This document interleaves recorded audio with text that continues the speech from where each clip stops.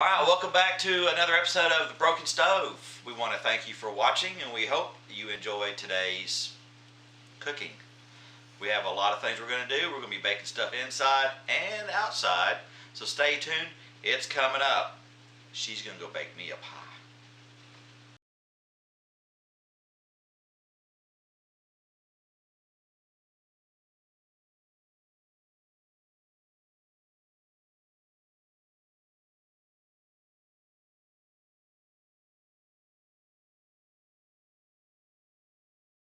Alright, for this weekend's festivities, I'm going to make two semi-homemade different types of cheesecake.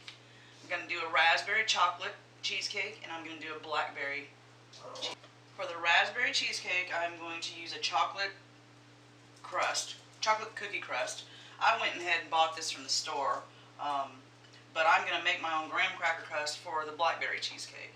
And you just need some graham cracker crumbs, 3 tablespoons of sugar, and a 1/3 cup of melted butter.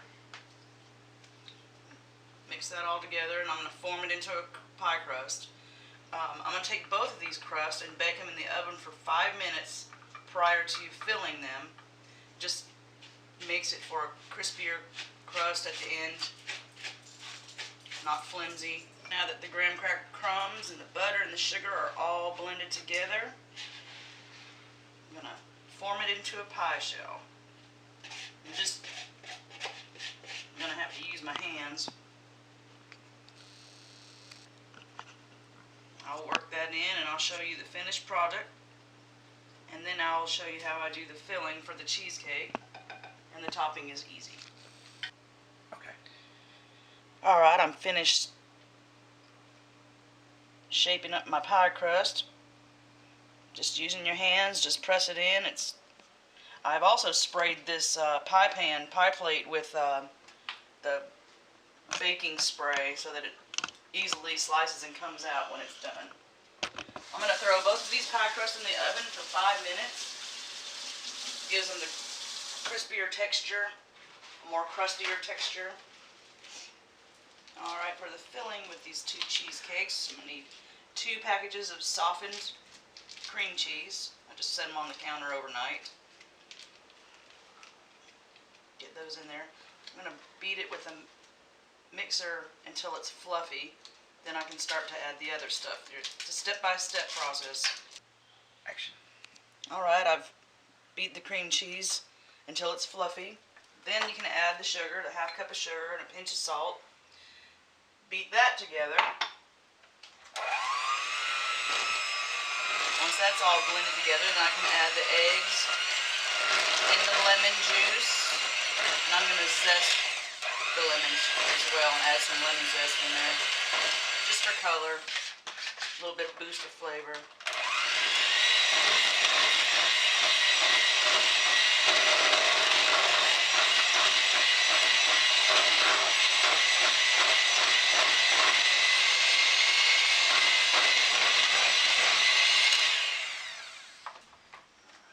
Hey honey, can I lick the beaters this time? Will you turn it off? Yeah, this time if I remember.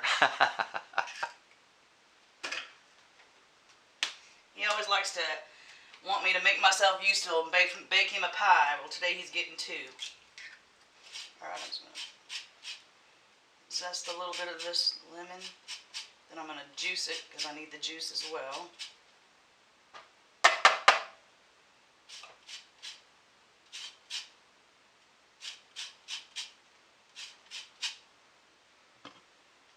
That looks good. And the juice. That'll work. Alright, the graham cracker crust, I've already put the filling in there. I'm going to bake that. Once this is halfway done baking, then I'm going to put the blackberry topping, then finish baking that. So that's why that's only halfway full. This will fill up the rest, but this has to bake for it. This one is the raspberry chocolate cheesecake. What I'm going to do is I'm going to put some of the batter in, then I'm going to put some raspberry filling, and then I'm going to swirl it, and then I'm going to put the rest of the batter in, and then I'm going to put more raspberry and swirl it again. That way I want this to bake like that and be in little swirls.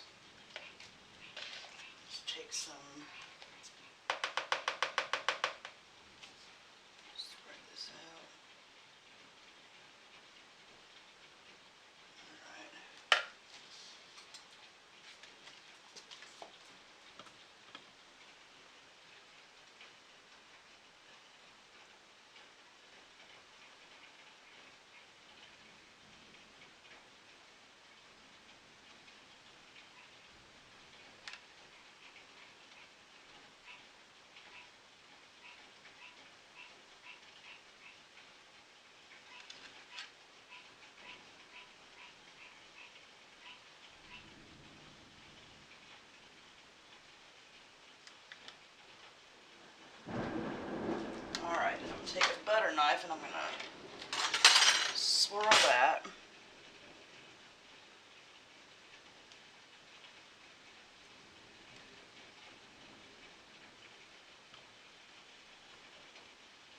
Alright. Then the rest of the filling, do the same, repeat the same step. And that'll go in the oven. When that comes out, that one's done. I gotta put the topping on the blackberry one halfway through.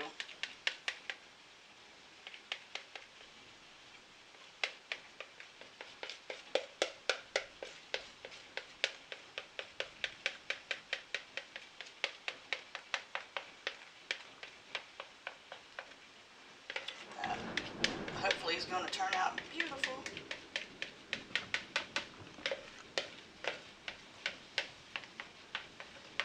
Okay, that's going to go into a 350-degree oven and it's going to bake for 15 minutes. Then I'll take it out and put the topping on it and bake it the rest of the way. Alright, I had a little mishap on one of my fillings. I'm not sure if I trust that blackberry filling when I opened it. It didn't look like it was in good shape. I don't know why. Just got it from the store. But anyway, I don't even know why I didn't do this to begin with. I had a pint of blueberries, but I made a fresh salad with, a strawberry and blueberry salad with for today, but I had some left over.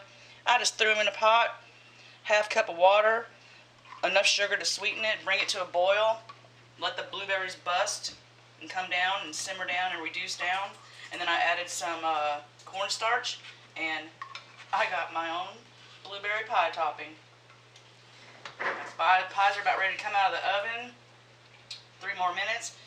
Finish putting the rest of the topping, put them back in the oven, bake them at 400 for another 20 minutes, and they'll be done. Okay, pies are back out of the oven. Topping has been put on top. Here's my blueberry, emergency blueberry topping for the one cheesecake. I put the rest of the raspberry filling on top of my raspberry swirl chocolate cheesecake. Look, filling didn't quite come to the lip of the pie, so that this crust edge doesn't burn while the rest of the pie is baking, or the cake is baking. Just put some strips of aluminum around the top of the crust, and it'll prevent it from burning, and then the pie can cook all the way through. We do this sometimes when we make chicken pot pies on the edges of it, because the filling on a chicken pot pie doesn't seem to want to cook all the way through while your edges are burning. So this is a little trick to take care of that little issue. 20 minutes, 400, and these will be done. It appears my pies are ready. Since this show is shot in Florida, welcome back, by the way. I'm going to put a little stuff on the grill right now for a little snack until we get to the other stuff. Y'all know I like the hot legs, and I use the chicken legs, not wings. I've had these soaking in the Frank's hot sauce overnight. Give a little toss, put them on here. Anyway, we've had to make an adjustment because we do live in Florida, and we got a little bit of weather. Go figure. Anyway, I've got 3 soaked in Frank's hot sauce, and I've got 3 that are nothing, because we're going to put some sesame seed teriyaki on these.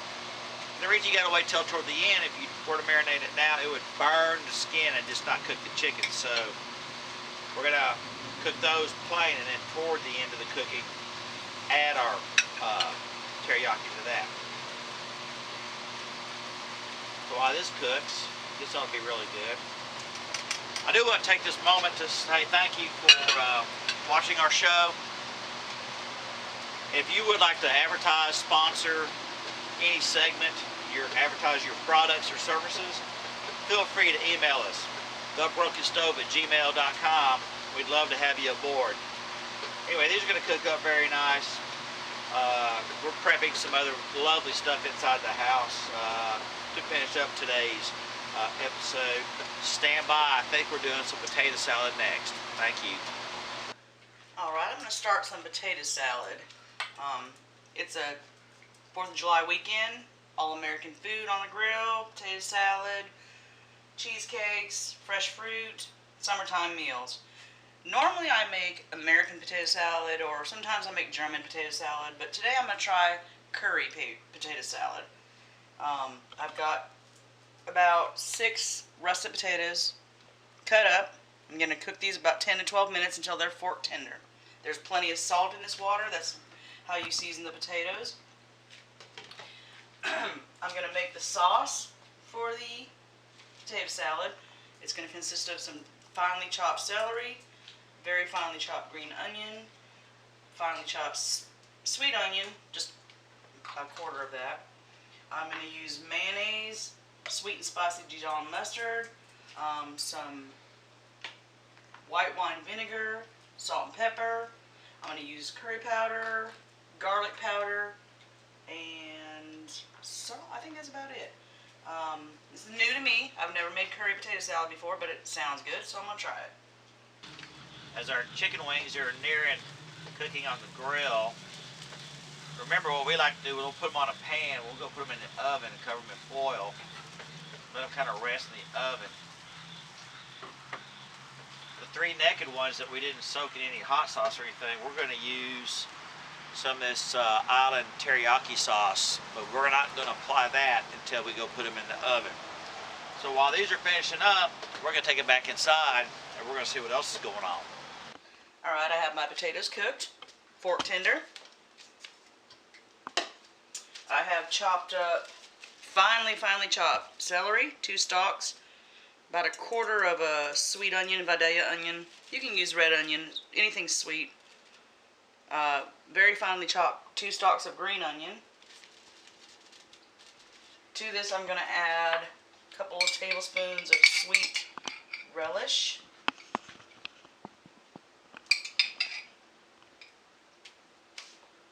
And some parsley. You can use fresh, I just use dry parsley. Garlic powder.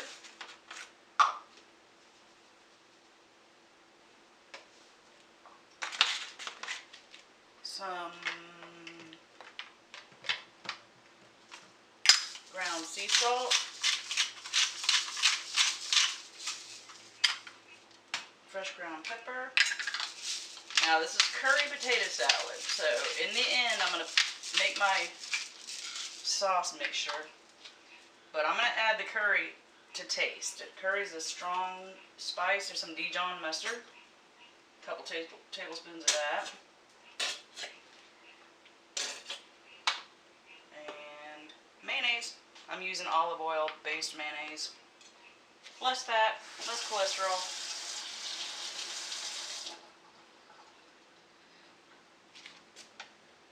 About a cup. If you need more, you just eyeball your potatoes and make sure, you can adjust your sauce to how many potatoes you have. Okay, mix this all together.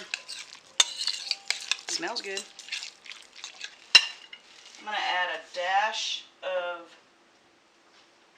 sweet rice vinegar. Just a dash. A dash of roasted garlic red wine vinegar. That's some good stuff right there. I'll put more in there. It's wine. Mix all that up. This is going to be the base, the sauce for the potatoes. Smells fabulous. I'm going to add the curry at the end, just to taste.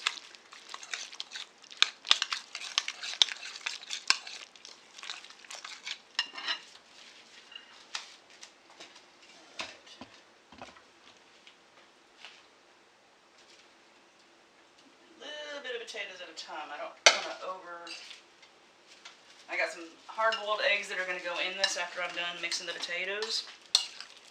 Toss all the potatoes in that nice. Lucy. Smells fabulous. Lucy wants some. Smells really good. It looks really good. I think that's a good ratio with the sauce. A lot of times I don't measure everything exactly.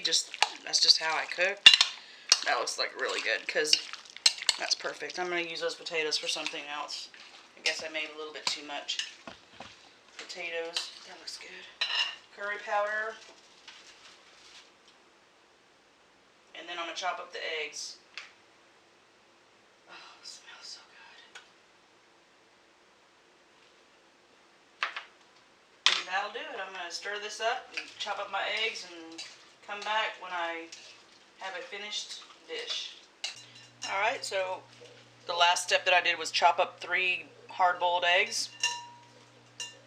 Tossed them in there. Now I'm just going to garnish it with some cayenne pepper. Let it chill.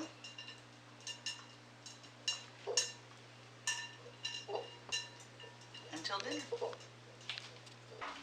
As I was getting ready to get some food ready to finish our segment today on the big grill, I came out here to check on a couple things.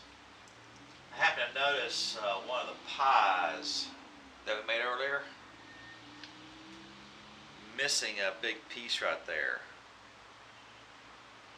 For the record, it was not me. I think Lucy has some explaining to do. Stay tuned, more coming up. The weather's cleared and we can actually start cooking our main course. The canisters are going to get our charcoal heated up. I'm going to show you another little trick about grilling the corn. We're going to rip it back and pull the silk out of it. So let's step inside the garage and I'll show you that. In one of the previous shows, all we did was we just took our corn, soaked it in water overnight, and I just put it straight on the grill. But today, we're going to kind of pull it back a little bit. And we're going to go ahead and remove the silk screen, or the silk from it. That way when we cook our corn on the grill, we can get that nice grill marks on the corn. Don't totally destroy the husk, just want to kind of layer it back, because we're going to have to fold it back over, because we're going to keep the corn obviously in the husk to cook. Now some people like to wrap them in foil. I'd rather keep it in a moist, the husk. It just like steams a little bit better, but just kind of peel it back a little bit. You don't have to go all really crazy and pull it all off, but just layer by layer, kind of like peeling an onion, and just to get that silk out of it. And we're going to do that on each one of them that we're going to cook on the grill again. This is really good. It's a nice way to cook. Keeps the heat out of the kitchen. You see how I just kind of layer it back. Most of that silk, there's one, there you go, right there. See all that silk right there? Just kind of peel all that right off. And that way when you cook it on the grill, you get some more of that grill type flavor on your corn. And that's pretty much the way it's going to be. Just turn it upside down. And just gingerly put it back to where it was at. It's a little puffy. That's okay.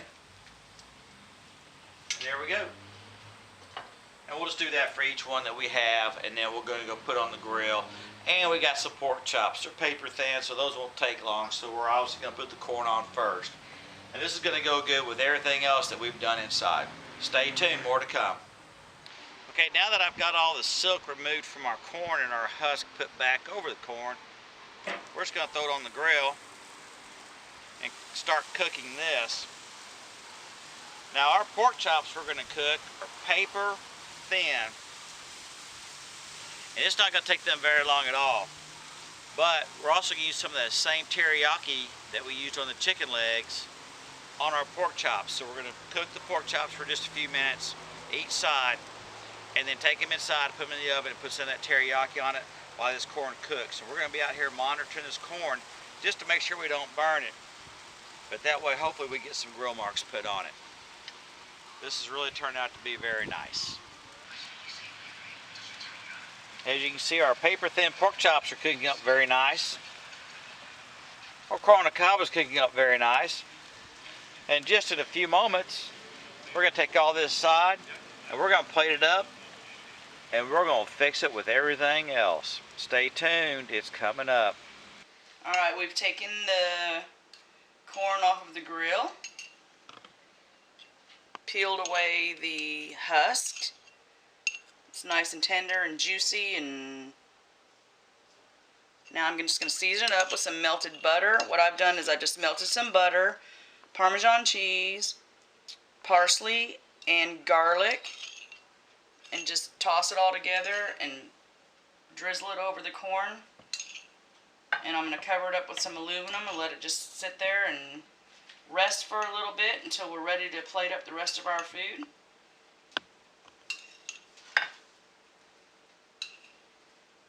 And that's what you call summertime. Alright, we have our beautifully grilled pork chops, marinated, seasoned, nicely grilled. Here's our curry potato salad. It's been chilling in the refrigerator all afternoon. And our grilled corn that we have brushed on some melted butter with Parmesan cheese, parsley, and paprika. And juicy, tender corn on the cob from the grill. That's our all-American 4th of July grilling out event. As you can see, I've been kind of nibbling here pretty good. This is really good tonight. We want to thank you again for watching. We hope this works for you. You all enjoy the rest of your week. Please stay tuned for another exciting episode of The Broken Stove. Be sure to visit our website, thebrokenstove.com. It's ever-changing and evolving. Anyway, thanks again for watching. Remember, this is better than a restaurant. Thank you.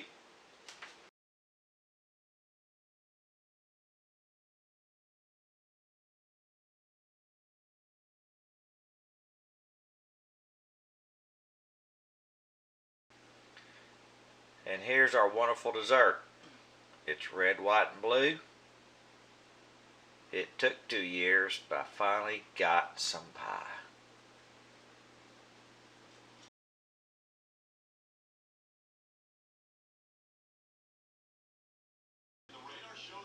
This is actually too good to describe. Hope it works out for y'all. Thanks for watching.